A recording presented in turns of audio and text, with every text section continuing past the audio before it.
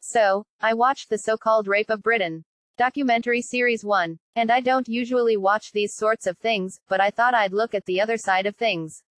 Obviously, the person who made it is an absolutely despicable anti-Islam hate preacher.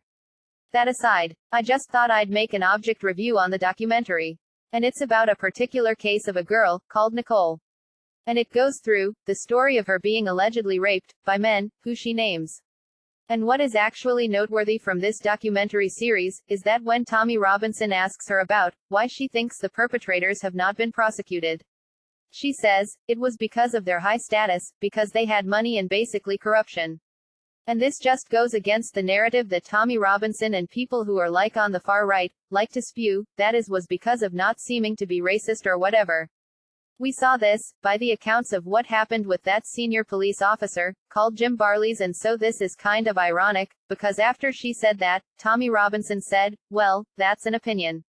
And now let's look at another opinion, which was from that video, from GB News, where the presenter said that, it's because of PC culture. So, due to political correctness, and they basically use this term in the guise of free speech because, in their world and their ideal world, they would just love to accuse Muslims of being the worst criminals on earth, but because there's laws to criminalize this, they then champion this anti-PC culture for that reason.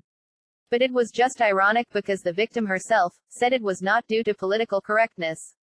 That was not the reason why she thinks they weren't prosecuted.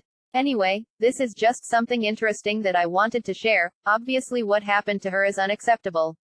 And obviously it cannot be blamed on religion. Anybody who's rational and not full of hate would be able to see that.